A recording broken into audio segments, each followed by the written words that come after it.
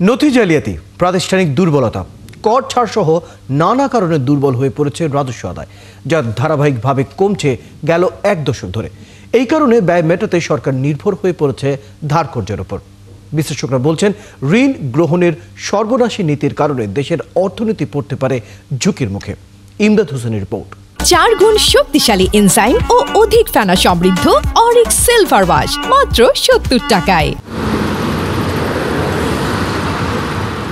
দেশের অর্থনীতির আয়তন বড় হলেও সমানতালে বাড়েনি রাজস্ব আদায়, যে কারণে সরকারের পরিচালন কিংবা উন্নয়ন ব্যয় মেটাতে নির্ভর করতে হয়েছে ধারকর্জের ওপর।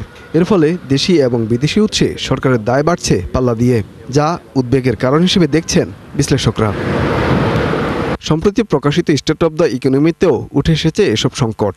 যেমন 2015-16 অর্থ বছরের রাজস্ব আদায় ছিল জিডিপি 8.5%, যা পরের বছর থেকে ধারাবাহিকভাবে কমে 2023-24-এ নেমে আসে 6.5-এর ঘরে। অথচ এই সময়ে ধারাবাহিক প্রবৃদ্ধি ছিল জিডিপিতে।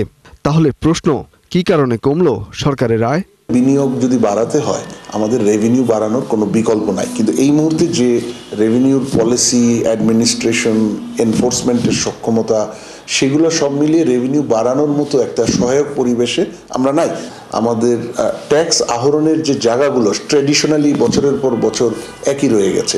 স্টেট অব দ্য ইকোনমির তথ্য বলছে, নথি জালিয়াতি, কাস্টমসে দীর্ঘসূত্রতা, কর ছাড় সহ নানা কারণে কমেছে রাজস্ব আদায়। বিপরীতে পাল্লা দিয়ে বেড়েছে সরকারের ব্যয়, যা মেটাতে 2 হাত ভরে ঋণ নিয়েছে বিগত আওয়ামী সরকার।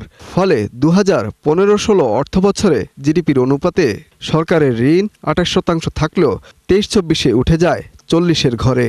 বলা মুশকিল যেটা। এই বিশ্লেষক মনে করেন, দ্রুত এসব বিষয়ে কার্যকর উদ্যোগ না নিলে বিপদ বাড়বে সরকারের।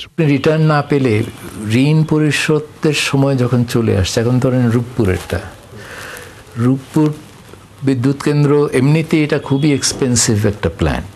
তারপরে যদি আমি সময় মতো এটাকে গ্রিডে সাপ্লাই দিতে পারতাম, তাহলে গ্যাস ভিত্তিক যে বিদ্যুৎ প্ল্যান্ট গ্যাসের অভাবে চলছে না, সেটা অর্থনীতিতে কোনো সংকট তৈরি করতো না। তো ঋণ নিয়ে যে প্রকল্পগুলি করছি, সেগুলো যদি অর্থনীতিতে যেই সময় থেকে অবদান রাখার কথা সেটা রাখতে না পারে, তখন তো ঋণের বোঝাটা ভারী হয়ে যায়।